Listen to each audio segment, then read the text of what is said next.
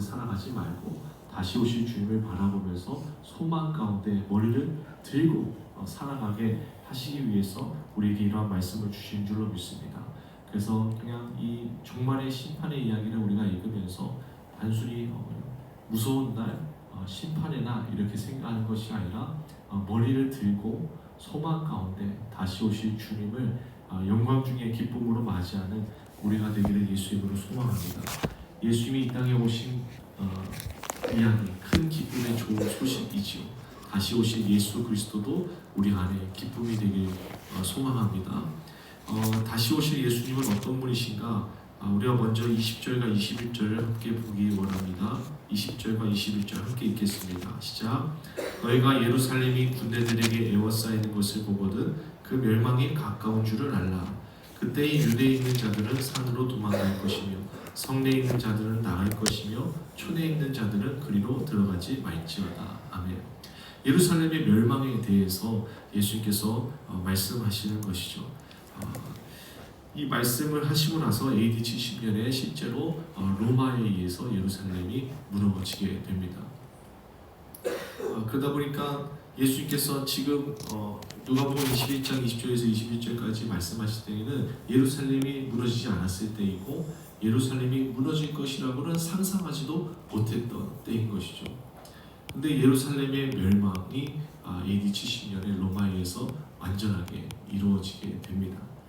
그러니까 이것을 지금 보는 우리는 이 말씀이 이루어졌다는 것을 알 수 있는 것이죠. 결국 우리가 마지막 종말의 심판의 때에도 다시 오실 예수님을 바라보고 머리를 들고 그 심판의 때를 인내로 견뎌낼 수 있는 이유는 이 역사의 주관자가 진정한 주인이 예수님이시라는 것을 우리가 믿기 때문인 줄로 믿습니다. 이 시대를, 이 역사를 주관하시는 분이 예수 그리스도라는 것이 우리가 확신한다면 우리에게 다가올 심판은 두려움이 아니라 소망이 될 수밖에 없다라는 것이죠. 특별히 이 이야기를 누가복음 21장에서 이 예루살렘이 멸망당할 것이라는 것을 처음 들었던 제자들이나 이스라엘 백성들은 어떤 생각을 했을까요? 예루살렘이 멸망한다고? 예루살렘 성전이 무너진다고? 이 이야기를 처음 들었을 때 그들은 믿겨지지 않았을 것이고 그렇게 되지 않을 것이라 여겼을 것입니다. 왜냐하면 예루살렘 성전은 누가 계신 곳이에요? 하나님 계신 곳이었고 예루살렘 성전이 이스라엘 땅에 있었기 때문에 자신을 멸망하지 않을 거라고 여겼습니다.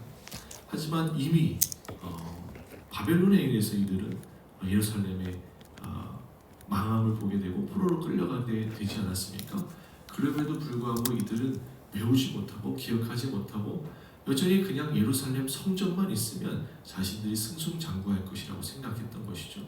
근데 그 예루살렘 성전이 무너질 것이라고 예수님께서 말씀하셨고 그 무너짐을 이들은 경험하게 되었습니다. 그러니까 그 예루살렘 성전이 무너지게 되었다는 것이 그저 절망적인 상황이고 실패한 상황이다 이것을 의미하기보다는 좀 더 깊은 의미에서 예수님의 말씀이 이루어졌다라는 것을 증거하는 것입니다. 결국 우리의 삶도 생각해보면 언제 예수님이 내 삶의 진정한 주인이심을 인정하게 되느냐. 내가 생각했을 때 이것은 무너지지 않을 것이라고 여겼던 것들이 내 생각과 다르게 무너졌을 때, 내 생각과 다르게 일이 흘러가지 않을 때, 내 생각과 다르게 내 삶이 내가 원하지 않은 방향으로 흘러가게 되는 것을 보게 될 때 우리는 내 삶의 주인이 내가 아니라 예수 그리스도라는 것을 우리가 깨닫게 되는 것 같습니다. 결국 예루살렘이 무너졌을 때 이들이 예루살렘이 진짜 예수님의 말씀대로 무너졌지, 예수님은 말씀하신 대로 이루시는 진정한 이 땅의 왕이시구나, 진정한 주인이시구나를 고백했던 것처럼 오늘날 우리도 우리 삶 가운데 우리가 원하지 않는 방향대로 흘러가게 되고 무너지지 않았을 것 같은 우리가 의지했던 것들이 무너짐을 보게 될 때 그저 절망하거나 낙심하고 그치는 것이 아니라, 슬퍼하는 것으로 그치는 것이 아니라 내 삶의 주인은, 진정한 이 땅의 주인은 내가 아니라 예수 그리스도구나 라고 고백하는 저와 여러분이 되기를 예수님으로 축복합니다. 그래서 22절에 보면 이렇게 얘기하죠. 이 날들은 기록된 모든 것을 이루는 징벌의 날이니라. 그러니까 마지막 심판은 갑자기 튀어나온 심판이 아니라 하나님께서 이 땅에 선지자들을 통해서 말씀하신 것들이 모두 이루어지는 징벌의 날이라는 거예요. 그러면서 23절부터 26절까지 무서운 심판의 모습을 예수님께서 보여주십니다. 예수님께서는 심판을 미화하지 않으시고 굉장히 적나라하게 심판의 때는 얼마나 고통스러운 때인지를 보여주고 계십니다. 우리 23절부터 26절까지 함께 읽겠습니다. 시작. 그날에는 아이벤 자들과 젖먹이는 자들에게 화가 있으리니 이는 땅에 큰 환난과 이 백성에게 진노가 있겠으리로다. 그들이 칼날에 죽임을 당하며 모든 이방에 사로잡혀 가겠고 예루살렘은 이방인의 때가 차기까지 이방인들에게 밟히리라. 1월 성신에는 징조가 있겠고 땅에서는 민족들이 바다와 파도의 성난 소리로 인하여 혼란한 중에 곤고하리라. 사람들이 세상에 임할 일을 생각하고 무서워함으로 기절하리니 이는 하늘의 권능들이 흔들리겠음이라. 아멘. 예수님께서 얼마나 이 심판의 고통을 적나라하게 얘기하시는가. 아이벤 자들과 젖먹이는 자들에게까지도 화가 있을 것이다 라고 가르쳐주고 계십니다. 그러니까 굉장히 마지막 때 심판의 날은 무서운 날이죠. 두려운 날입니다. 심판이 굉장히 공의 가운데, 하나님의 공의 가운데 이루어지는 날인데 이 본문을 읽고 우리가 그저 심판은 무서운 때구나 라고 생각하는 것에 그친다라면 우리는 참된 그리스도인이 아닌 것이죠. 참된 그리스도인이라면 이 징벌의 날, 모든 말씀이 이루어진 이 징벌의 날이 단순히 무섭고 두려움 가운데 있는 것뿐만 아니라 소망이 될 수 있는 이유는 이 마지막 심판의 징벌을 우리로 하여금 모두 감당하게 하지 않기 위해서 이 땅에 오신 분이 예수 그리스도이기 때문입니다. 왜 사람은 심판받는 것입니까? 무엇 때문에 심판받는 거예요? 죄 때문에 심판받는 것이죠. 근데 예수 그리스도께서 죄로 말미암은 심판당함을 우리에게 허락하지 않게 하시기 위해서 우리의 모든 죄를 짊어지시고 십자가에 달려 돌아가신 줄로 믿습니다. 그 예수 그리스도를 믿는 우리라면 이 마지막 때에 당할 심판을 두려워하지 않고 그 징계를 두려워하지 않고 이 징계와 이 심판을 이미도 십자가에서 감당하신 완전히 속죄하신 예수 그리스도를 바라봄으로 우리가 소망 가운데 다시 오신 예수님을 기다려야 되는 줄로 믿습니다. 그러니까 결국 마지막 때가 될수록 우리가 집중해야 될 것은 복음이라는 것이죠. 예수 그리스도께서 왜 이 땅에 오셨는가? 예수 그리스도의 십자가는 나와 무슨 상관이 있는가? 예수 그리스도의 부활은 나와 무슨 상관이 있는가? 이 복음에 우리가 마지막 때가 될수록 더 집중하게 될 때 그 심판의 때가 그저 두려운 것이 아니라 나도 심판당해서 멸망당하면 어떡하지? 이런 생각에 가득 차서 살아가는 것이 아니라 소망 가운데 기쁨 가운데 다시 오실 예수 그리스도를 바라게 되는 머리를 들게 되는 우리가 될 줄로 믿습니다. 그렇다면 어떻게 하면 복음에 더 집중하는 삶을 살 수 있을까요? 아이러니하게도 복음에 더 집중하기 위해서는 우리는 복음을 전하는 삶으로 방향을 바꿔야 되는 것입니다. 우리는 복음을 잘 모르기 때문에 내가 예수 그리스도를 믿을 때 한 번 들은 복음 그것으로 나는 복음을 다 안다고 생각하지만 결국 그것이 내가 복음을 다 아는 것이 아니구나, 내가 아는 복음이 굉장히 얕구나, 굉장히 깊지 않구나를 깨닫기 위해서는 누군가에게 복음을 전할 때 드러나게 됩니다. 내가 누군가에게 내가 예수 믿게 된 그 능력의 복음을 전하게 될 때 내가 복음을 잘 알지 못하는구나, 내가 복음을 설명할 수가 없구나, 내가 복음을 선포할 수 없구나, 이것을 깨닫게 될 때 우리는 더 복음을 공부하게 되고 더 복음을 깊이 파고들게 되는 것이죠. 그럴 때 비로소 우리가 복음에 집중하는 삶이 되고 그런 사람만이 28절에 보면 머리를 들라 너희 속량이 가까워지리라. 심판의 날이 속량이 가까워지는 날이지 심판의 날이 그저 두려운 날로만 될 수가 없다라는 것이죠. 결국 우리의 삶의 방향이 사명의 자리로 나아갈 때, 복음을 전하는 삶으로 우리의 방향이 틀어질 때 결국 마지막 시대도 승리하는 삶으로 우리가 준비되는 줄로 믿습니다. 그러한 사람은 27절 그때의 사람들이 인자가 구름을 타고 능력과 큰 영광으로 온 것을 보리라. 예수님께서 자신이 어떠한 모습을 오실 것이라고 말씀하고 계세요? 능력과 큰 영광으로 온다. 예수님께서 이 땅에 다시 오실 때 복음으로 무장한 주의 참된 백성들은 예수 그리스도를 영광 중에 맞이하게 될 것이고, 복음으로 무장하지 못한 죄인들은 예수님을 심판주로 두려움 가운데 맞이하게 될 것입니다. 결국 우리는 예수님을 어떻게 맞이해야 될까요? 영광 중에, 우리 아까 찬양드렸던 것처럼 기쁨으로 주님을 맞이하게 되는 저와 여러분이 되기를 예수님으로 축복합니다.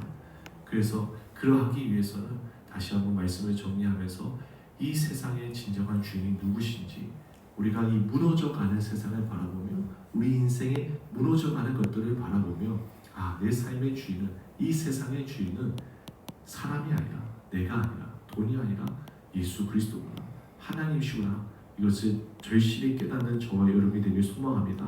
나아가 그 심판의 날이, 심판 때 임할 그 징벌을 바라보며 두려워하는 것으로 그치는 것이 아니라 그 징벌을 당하게 하지 않기 위해 나를 대신하여 십자가에 달려 죽으신 예수 그리스도, 그 복음을 기억하며 무장하여 영광 중에 오실 그 주님을 맞이하는 저와 여러분이 되기를 예수님으로 축복합니다. 함께 기도하겠습니다. 살아계신 하나님 아버지, 감사를 드립니다. 오늘도 이 누가복음의 말씀을 통하여서 마지막 때를 기다리며 다시 오실 예수 그리스도를 바라보며 머리를 들고 살아갈 수 있는 지혜를 주심에 감사를 드립니다. 아버지 하나님, 무너져가는 이 세상을 바라보며 고개를 숙이고 절망 가운데 살아가는 우리가 되지 않게 하여 주시고, 말씀을 바라보며 이 세상의 진정한 주인이신 하나님을, 예수 그리스도를 생각하고 기억하며 붙들고 머리를 들고 살아갈 수 있는 우리가 될 수 있도록 인도하여 주옵소서. 마지막 때의 그 징벌의 날을 읽으며 바라보며 생각하며 단순히 두려워하고 괴로워하는 것이 아니라 아버지, 속량의 날이 가까움을 보고 영광 중에 오신 예수 그리스도를 기억하며 아버지, 머리를 들고 소망 가운데 살아갈 수 있는 우리가 될 수 있도록 축복하여 주시옵소서. 오늘도 기도 가운데 우리가 어떠한 삶을 살아야 되는지 성령 안에서 깨닫게 해주시고, 무엇보다도 복음을 더욱더 깊이 파고들 수 있는, 복음을 전하는 자로서의 삶을 살아갈 수 있는 우리가 될 수 있도록 인도하여 주옵소서. 감사드리며 예수님의 이름으로 기도드렸습니다. 아멘. 이 시간 주여 외치고 자유롭게 기도하며 돌아가실 때 우리 블레싱 프로포즈를 위해서도 함께 기도해 주시기 바랍니다. 주여 외치고 기도합니다. 주여, 살아계신 주님, 오늘도 이 새벽에 깨워 한파 중에도 나와 기도하는 주의 백성들을 기억하여 주옵소서. 오늘도 이 새벽에 우리가 기도할 때 우리 삶에 무너진 것들을 다시금 세워주시기를 간구하게 될 텐데, 아버지 하나님, 그 무너짐을 보고 아버지, 단순히 우리의 생각대로 되지 않음을 한탄하며 괴로워하며 낙심하고 그치는 것이 아니라 아버지 하나님, 내 삶의 주인이신, 이 세상의 유일한 통치자이신 주 하나님을, 주 예수님을 기억하며 더욱더 의지하는 우리가 될 수 있도록 복을 내려 주옵소서. 아버지 하나님, 우리가 더욱더 복음에 깊어진 삶을 살기 원합니다. 마지막 그 종말의 그 징벌을 두려워하지 않기 위해서 우리의 죄를 모두 짊어지신 예수 그리스도를 기억해야 될 텐데, 아버지, 우리가 복음을 듣고 구원받았으나 복음의 진정한 의미를 잘 알지 못하고 복음이 너무나 얕고 너무나 희미하고 아버지, 불분명한 시대 가운데 살아가고 있습니다. 이것을 더욱더 명확하게 분명하게 깊어지게 하기 위해서 복음을 전하는 삶으로 나아가야 되는데, 하나님, 우리가 복음을 전하는 삶으로 우리의 삶의 방향을 틀 수 있도록 성령님 도와주시옵소서.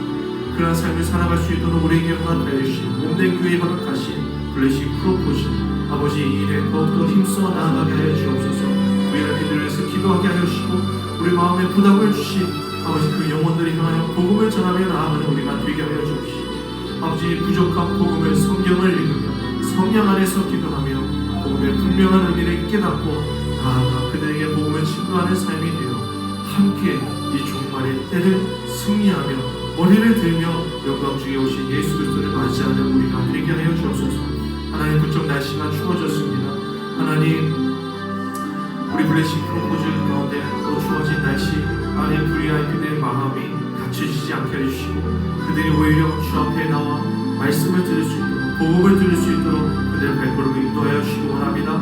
그들의 건강 또한 주께서 붙들어 주셔서 아프지 않게 하여 주시고, 하나님께 나와 하나님의 말씀을 들을 수 있는 건강을 허락하여 주시옵소서. 오늘도 우리의 삶을 이끌어 주실 주님을 찬양하며 주여 함께하여 주시옵소서.